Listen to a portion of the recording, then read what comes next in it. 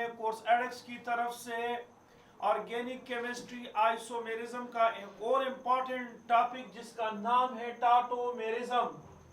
Tautomerism जो है, इससे पहले हमने जितने भी आइसोमेरिज्म हम पढ़ चुके हैं वो स्टैटिक आइसोमेरिज्म थे, जबकि टाटोमेरिज्म डायनामिक आइसोमेरिज्म है। इसको प्रोटोट्रॉपिज्म भी कहते हैं। Proto means proton, trophy means turn, ism means phenomena.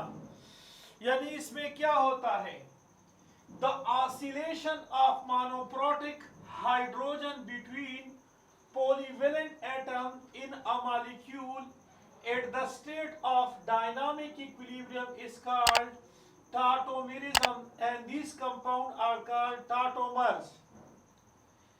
tautomers में याद रखिए, सबसे पहली बात, जो फंक्शनल ग्रुप है उसमें जो कार्बन मौजूद होता है उसको की कार्बन कहते हैं। और की कार्बन याद रखिए ये डबल बॉन्डेड होता है ऑक्सीजन के साथ या नाइट्रोजन के साथ या सल्फर के साथ, या इसमें की नाइट्रोजन होता है ऑक्सीजन के साथ। तो ये याद रखिए, इसके साथ एडजेसेंट में अल्फा कार्बन होता है। ये देखिए, आप देख सकते हैं यहां पर, ये आपके पास है कार्बन ऑक्सीजन के दरमियान डबल बॉन्ड, और इसके एडजेसेंट पे कार्बन मौजूद है जिसको हम अल्फा कार्बन कहते हैं। और अल्फा कार्बन के पास 3 अल्फा हाइड्रोजन है, और यहां पर भी अल्फा कार्बन है, 3 अल्फा हाइड्रोजन है। लेकिन ये अल्फा हाइड्रोजन, ये याद रखिए, ये अल्फा हाइड्रोजन जो है sp3 वाला अल्फा हाइड्रोजन होंगे। ये याद रखिए, sp3 वाला अल्फा हाइड्रोजन होंगे। ये कार्बन sp3 वाला हाइब्रिड ऑर्बिटल sp3 वाला कार्बन होगा, और इसमें आपके पास जो अल्फा हाइड्रोजन होता है, इस अल्फा कार्बन के पास जो अल्फा हाइड्रोजन होता है वो sp3 हाइब्रिड से शिफ्ट होके यहां पर ऑक्सीजन की तरफ आ जाएगा। तो देखिए, यहां पर ये अल्फा कार्बन है और ये sp3 हाइब्रिड है, और यहां से हाइड्रोजन जाके ऑक्सीजन के ऊपर चढ़ेगा, यहां लगेगा, और ये बॉन्ड यहां से शिफ्ट होके यहां पर, और यहां कार्बन के साथ 2 हाइड्रोजन बच जाते हैं, और कार्बन कार्बन के दरमियान डबल बॉन्ड बन जाता है, और इसको हम कहते हैं कीटो फॉर्म। ये कीटो है, जबकि ये इनोल फॉर्म है। इस वजह से टाटोमेरिज्म को हम कीटो इनोल आइसोमेरिज्म भी कहते हैं। यहां पर आपके पास दोबारा आप देख सकते हैं कि कार्बोनाइल ग्रुप है, और इस कार्बोनाइल ग्रुप में ये जो कार्बन है ये की कार्बन है, और ये डबल बॉन्डेड है, मोर इलेक्ट्रोनेगेटिव के साथ बॉन्डेड है। ये की कार्बन अल्फा कार्बन के साथ अटैच है, और ये अल्फा कार्बन sp3 हाइब्रिडाइज है, और ये sp3 हाइब्रिडाइज, इसमें कार्बन है, लेकिन इस अल्फा कार्बन के साथ अल्फा हाइड्रोजन है 3। तो वो तीनों में से एक हाइड्रोजन यहां शिफ्ट हो सकता है। जब हाइड्रोजन यहां शिफ्ट होगा तो ये इलेक्ट्रॉन यहां से शिफ्ट होके इस साइड पे आ जाते हैं, इस पे नेगेटिव और इस पे पॉजिटिव आ जाता है, और हाइड्रोजन यहां से शिफ्ट होके इसकी तरफ जब चला जाएगा तो यहां पर नेगेटिव चार्ज आएगा और हाइड्रोजन प्लस यहां पर लगेगा, और यहां पर इनोल बन जाएगा। ये देखिए, आपके पास है इनोल, और ये आपके पास क्या है, ये आपके पास है कीटो फॉर्म है। लेकिन अगर आप इस कार्बोनाइल को देखोगे तो ये कार्बोनाइल देखे इसके इस साइड और इस साइड पे दोनों साइड पे अल्फा कार्बन नहीं है, लिहाजा ये आपके पास टाटोमेरिज्म शो नहीं करता है। याद रखिए टाटोमर्स में भी molecular formula, molecular mass, journal formula, percentage composition वो सेम होती है और इंटरकन्वर्जन होता है फंक्शनल ग्रुप का। यानी यहां पर कीटो ग्रुप इनोल ग्रुप में और इनोल ग्रुप कीटो ग्रुप में कन्वर्ट हो सकता है। हमारे पास इसमें फिजिकल प्रॉपर्टी और केमिकल प्रॉपर्टी अलग अलग होती है। अब याद रखिए टाटोमेरिज्म जो है इसकी जो स्टेबिलिटी है, तो एसिड कैटालाइज्ड टाटोमेरिज्म हमारे पास इस कार्बोनाइल ग्रुप के, ये याद रखिए इस साइड पर भी अल्फा कार्बन है और इस साइड पर भी अल्फा कार्बन है, और ये हम एसिड इसमें डालते हैं, एसिड बतौर कैटलिस्ट इसमें यूज होता है। अब होता क्या है, ये हाइड्रोजन यहां पर ऑक्सीजन के पास आएगा क्योंकि ऑक्सीजन मोर इलेक्ट्रोनेगेटिव है। जब इसके पास आएगा तो यहां पर ये 1 2 3 बॉन्ड बनाता है ऑक्सीजन, तो ऑक्सीजन पे ऑक्सोनियम आयन क्रिएट होता है जो कि अनस्टेबल है।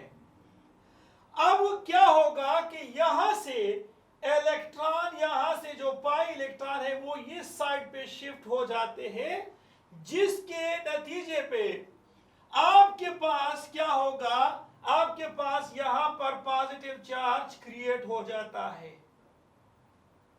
अब हमारे पास ये अल्फा कार्बन है और ये भी अल्फा कार्बन है।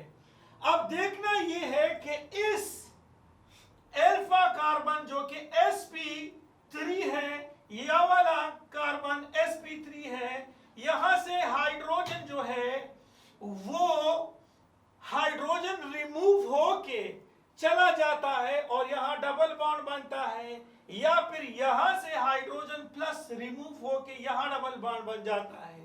तो दो पॉसिबिलिटी है। फर्स्ट पॉसिबिलिटी ये है कि यहां से हाइड्रोजन रिमूव होके यहां पर आ जाता है और यहां डबल बॉन्ड क्रिएट होता है।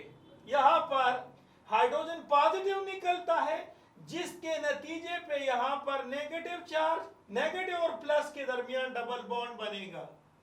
अब ये जो है याद रखिए ये डिटर्मिनेशन स्टेप है, रेट डिटर्मिनेशन स्टेप है।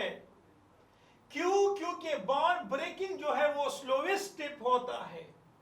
और ये याद रखिए ये डबल बॉन्ड ये की कार्बन होते हैं, ये याद रखिए ये मेजर प्रोडक्ट होता है। क्यों? क्योंकि यहां पर हाइपर कंजुगेशन में आपने पढ़ लिया है पहले कि हाइपर कंजुगेशन यहां पर CH3 6 हाइपर कंजुगेशन स्ट्रक्चर्स है, लेकिन अगर ये हाइड्रोजन यहां के बजाय यहां से निकलता है, यहां से हाइड्रोजन निकलता है, इस पे नेगेटिव, हर हाइड्रोजन बाहर आ जाता है और फिर यहां डबल बॉन्ड आ जाता है, तो ये याद रखिए ये आपके पास होते हैं की कार्बन और यहां हाइपर कंजुगेशन स्ट्रक्चर सिर्फ 2 होते हैं, यहां पर 6, तो ये वाला जो है मोर स्टेबल स्टेट होता है, ये मोर स्टेबल स्टेट होता है। अब हमारे पास base catalysed tautomerism, base catalysed tautomerism आप याद रखिए ये बेस है नेगेटिव OH नेगेटिव, ये S पॉजिटिव, यहां पर नेगेटिव है, ये यहां पर पार्शियल पॉजिटिव है, ये इस पे अटैक नहीं कर सकता है, बल्कि ये जो है अल्फा कार्बन से हाइड्रोजन, अल्फा हाइड्रोजन को निकालेगा। अब अगर हाइड्रोजन निकालता है तो यहां से भी निकालता है और यहां से भी। अगर हाइड्रोजन पॉजिटिव निकालता है तो ये देखिए यहां पर नेगेटिव चार्ज आ जाता है। इस कार्बन को हम 2 डिग्री का एनाइन कहते हैं। और अगर यहां से हाइड्रोजन निकालता है तो इसको हम 1 डिग्री कार्ब एनाइन कहते हैं, कार्ब एनाइन। तो ये याद रखिए 1 डिग्री कार्ब एनाइन, केटान नहीं, 1 degree carb A9 more stable होता है 2 डिग्री कार्ब एनाइन से, और 2 डिग्री मोर होता है 3 डिग्री कार्ब एनाइन से। लेकिन कार्बोकेटाइन 3 डिग्री ज्यादा स्टेबल होता है, 2 डिग्री से 2 जो है वो 1 डिग्री से ज्यादा। तो ये याद रखिए यहां से हाइड्रोजन एक्सट्रैक्ट करेगा और फिर यहां वापस क्या करेगा कि यहां से हाइड्रोजन इसको देगा, यहां इसको देगा, क्या करेगा, इस पे नेगेटिव चार्ज, इस पे पॉजिटिव चार्ज, और ये नेगेटिव और ये पॉजिटिव, यहां डबल बॉन्ड बन जाता है, डबल बॉन्ड यहां पर बन जाता है। ये उस केस में होता है आपके पास है, हमारे पास है ब्यूट 1 डैश इन डैश 1 ओल, ये आ जाता है, ये आ जाता है। तो ये बेस के केस में है और ये एसिडिक के केस में होता है। अब हमारे पास टाटोमर्स जो है इसमें 2 किस्म के, हमारे पास जो टाटोमर्स है 3 किस्म के टाइप्स ऑफ टाटोमेरिज्म। एक होता है डायड टाटोमेरिज्म, जो कार्बन 1 और 2 के दरमियान हाइड्रोजन का एक्सचेंज होता है या माइग्रेशन होता है, यहां से हाइड्रोजन यहां इस साइड पे आ जाता है। और ट्राइड में यहां देखिए 1 कार्बन, ये 2 कार्बन, ये 3 एटम, 1 2 3, यहां से हाइड्रोजन इस साइड पे आ जाता है, 1 2 3 पे आ जाता है। तो इसको हम ट्राइड टाटोमेरिज्म कहते हैं। और स्पेस टाटोमेरिज्म जो है मोर देन 3 एटम्स में एटम जो है या हाइड्रोजन पॉजिटिव जो है उसका एक्सचेंज या माइग्रेशन होता है। अब देखिए आपके पास है यहां पर ये जो कार्बन है ये कार्बोनाइल है, इसके एडजेसेंट में ये जो कार्बन है ये sp2 हाइब्रिडाइज है, यहां से हाइड्रोजन नहीं निकलता है। मैंने बताया था आपको कि कार्बोनाइल ग्रुप हो और उसके साथ में आपको अगर मिल जाए sp3 हाइब्रिडाइज कार्बन मिल जाए, अल्फा कार्बन, तो ये देखिए यहां पर आपके पास ये sp3 है और यहां से ये हाइड्रोजन निकल जाता है, यहां पर ये नेगेटिव चार्ज और इस पे पॉजिटिव चार्ज, और ये हाइड्रोजन पॉजिटिव जाके यहां इसके ऊपर अटैक करेगा और यहां से जो इलेक्ट्रॉन है वो इस रिंग के अंदर आ जाता है और रेजोनेंस एरोमेटिसिटी बनाएगा, यहां एरोमेटिक बनाएगा, फिनोल बनाएगा। तो इसको हम कहते हैं स्पेस टाटोमेरिज्म। तो स्पेस टाटोमेरिज्म भी हो सकता है। आगे हमने अभी जाना है, फर्दर टाटोमेरिज्म को एक्सप्लेन करना है। तो हमने आगे पढ़ना है और एक्सप्लेन करना है कि टाटोमर्स किन किन चीजों में या किन किन कंपाउंड में पाया जाता है। तो ये देखें कार्बोनाइल कार्बन है, ये की कार्बन है, इसके एडजेसेंट में अल्फा कार्बन है और ये अल्फा कार्बन sp3 हाइब्रिडाइज है। तो यहां से एक हाइड्रोजन चला जाता है, इसके साथ लगेगा तो यहाँ डबल बॉन्ड बन जाता है। तो मतलब इसका ये है कि इसमें टाटोमेरिज्म पॉसिबल है, यहाँ पर भी हो सकता है और यहाँ पर भी हो सकता है। अब ये वाला जो कंपाउंड है यहाँ पर कार्बोनाइल ग्रुप मौजूद है लेकिन इसके एडजेसेंट में हाइड्रोजन है और यहाँ सिर्फ कार्बन है और कार्बन के पास कोई हाइड्रोजन नहीं है, लिहाजा इसमें टाटोमर पॉसिबल नहीं है। अब यहाँ पर कार्बोनाइल ग्रुप है और इसके इस साइड राइट साइड पे जो कार्बन मौजूद है अल्फा कार्बन है, अल्फा कार्बन के पास अल्फा हाइड्रोजन मौजूद है और ये sp3 हाइब्रिडाइज कार्बन है, तो यहां से हाइड्रोजन शिफ्ट होके यहां पर आएगा और यहां डबल बॉन्ड बन जाता है, तो यहां इनोल फॉर्म बन सकता है। तो मतलब से ये है कि कीटोन से इनोल फॉर्म बन सकता है।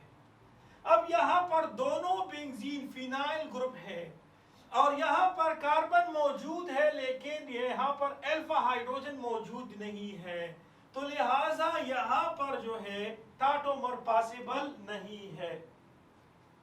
अब अगर हम यहां देखें तो यहां पर कार्बोनाइल ग्रुप मौजूद है और एडजेसेंट पे कार्बन भी मौजूद है, लेकिन ये वाला कार्बन, ये याद रखिए, ये वाला कार्बन sp2 हाइब्रिडाइज है और अगर sp2 हाइब्रिडाइज है तो यहां से हाइड्रोजन नहीं जाएगा, ये याद रखिए, हाइड्रोजन जाएगा उस अल्फा कार्बन से जो कि sp3 हो।